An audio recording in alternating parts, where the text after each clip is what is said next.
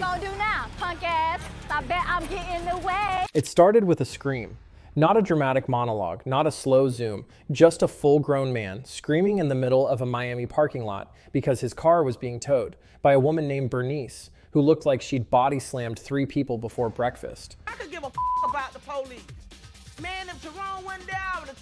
Welcome to South Beach Tow, a show so chaotic it made cops look like a meditation retreat.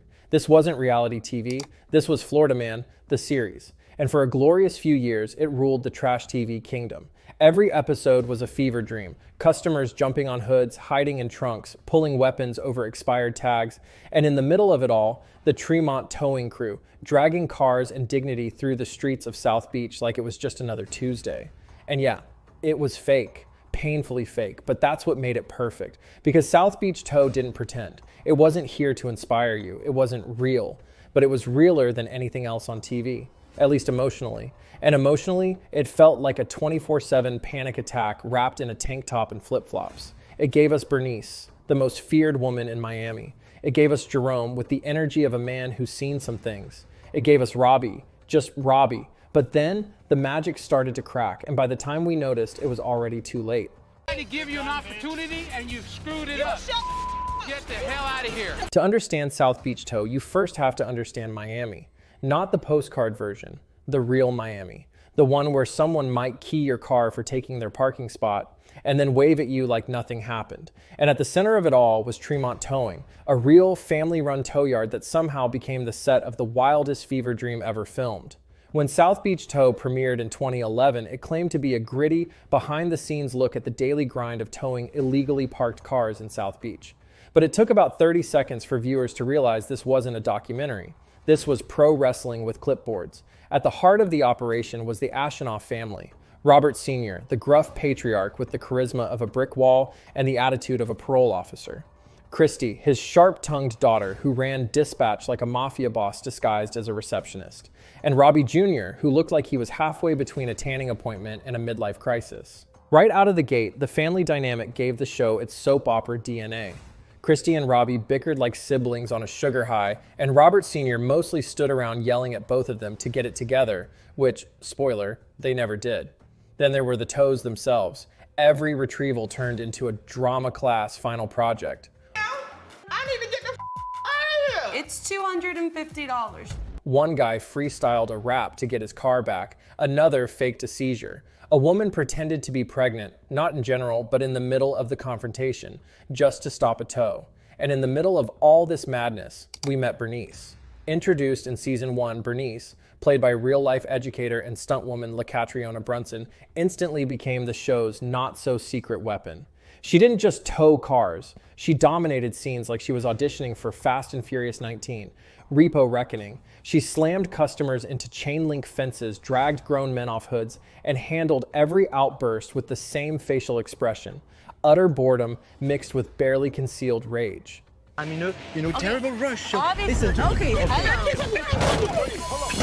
I told you to keep your It didn't take long before Bernice Don't Play became the unofficial motto of the entire show.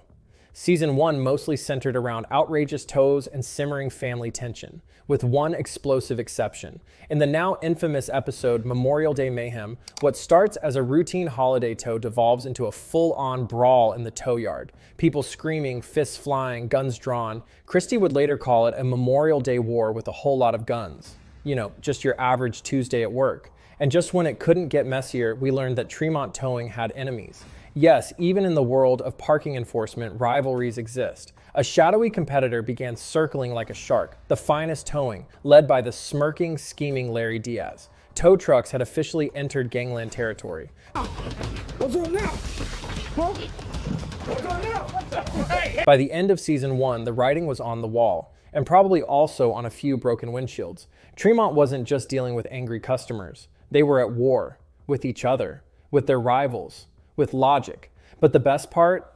This barely scratches the surface of how much more ridiculous it was going to get. At first, you barely notice. Same tow trucks, same screaming customers, same Miami heat rising off the pavement like guilt. But something was off. The chaos started feeling rehearsed. The meltdowns were perfectly timed. The fights, more choreography than confrontation. It wasn't spontaneous anymore. It was blocking and marks in take 2. And then came the episode. Bernice gets kidnapped. Yes, kidnapped. Black van, masked men, full abduction. She breaks out minutes later, casually walks back to work like she just ran to CVS. Not a scratch on her. Epic? Yes. Believable? Not even close. That was the moment the mask slipped. Before, the show flirted with realism. Now, it had fully eloped with absurdity. Then came the reveal behind the curtain. Jennifer Lopez was producing it. Yes, that J-Lo, her business partner, once got towed by Tremont and thought, you know what this needs? A TV deal. And just like that, Jenny from the block became Jenny from the lot. The writing followed suit, predictable beats, repeat catchphrases, every episode, someone parks illegally. They freak out like they just lost a limb. Bernice shuts it down with a one-liner and walks off like an action hero in orthopedic sneakers. Touch me. Do you You understand already me? touched I will me, hit ma'am. some for a bitch like you any day. Even the customers felt like extras. Even the rage felt rehearsed. And even Bernice, unstoppable, unshakable Bernice, started phoning it in. Online, fans took notice. Comments turned skeptical. Memes turned sour. Reddit threads shifted from, did you see this, to wait, is this even trying anymore? And the real tragedy, it wasn't that it was fake, it was that it had stopped being fun. Because once you can predict the punchline, the chaos isn't chaos anymore. By the time Bernice launched herself off a parking garage and crashed through a car window like a Marvel stunt double, the plot hadn't just gone off the rails. It hijacked a train, drove it through a fireworks factory, and waved at the camera while doing it. Soldier bling. Oh, Bernice. Oh, Christy. Let's rewind to season 3. The show was peaking in chaos, in absurdity, and in meme potential. In the now legendary episode Bernice Goes Down, our queen of the tow yard gets knocked off a multi-level garage by a fleeing customer. She falls a full story down, a fall that would break most human beings. But this is Bernice we're talking about. She stands up, walks it off, and in her next move, punches through the car window from below and drags the driver out like she's the repo version of the Terminator. The internet would later crown this scene the greatest 2 minutes in television history. And you know what? Fair. But while Bernice was defying gravity, the rest of Tremont Towing was imploding from the inside. That season, Robbie Jr., forever tired of playing second fiddle to Christy, decides he's had enough. Together with longtime employee Gilbert Perez, he secretly forms a rogue towing company. What's going on here? What is that? What are you doing with all that cash? It's my rent money, bro. I gotta go pay the landlord. What's going on here? What's happening? Christy, she found out about everything. R&P Towing. Yes, behind his family's back, Robbie starts poaching jobs, using Tremont's trucks, and basically committing corporate betrayal with a side of entitlement. When Christy discovers the scheme in an episode called hilariously 50 Shades of Bernice, things go nuclear. Perez locks the Tremont team out of their own lot, hijacks the dispatch system, and declares himself in charge. It's not just a mutiny, it's a hostile takeover. For a moment, it looks like the family business is truly finished, but Christy plays the long game. In the season finale, Deuces Tremont, she cuts a devil's deal. Tremont and R&P merge into one company. The enemy is now a partner, and just like that, Tremont Towing is gone. Then comes season 4, and the show, having already defied realism, decides to defy logic. In the opening episode, Apocalypse Tow, the old Tremont office literally explodes. A freak gas leak, a careless cigarette, and boom. Christy, I don't do well with change. The set is gone. They don't just push the limits here, that they blow them to pieces and build a taco stand on the rubble.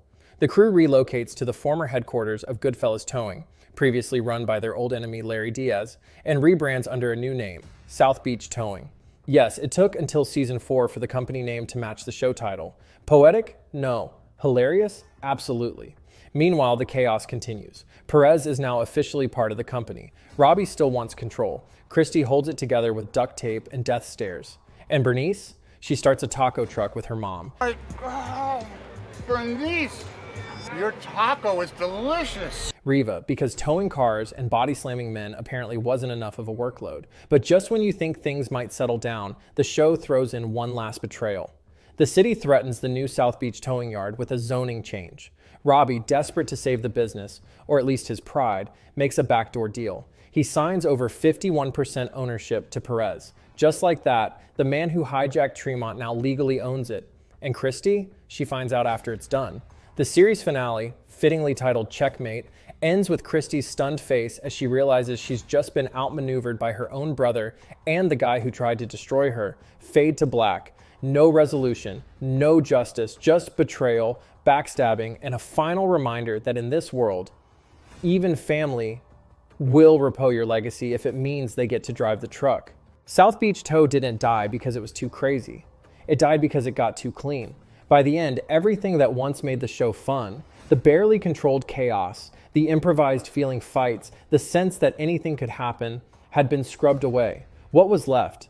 A polished parody of its former self, pretending it still had edge. Remember when you couldn't tell if people were real or actors? Well, True TV eventually confirmed what everyone suspected. The show was full of dramatized reenactments, which is network code for, we hired stunt people to fake fights because the real ones weren't crazy enough.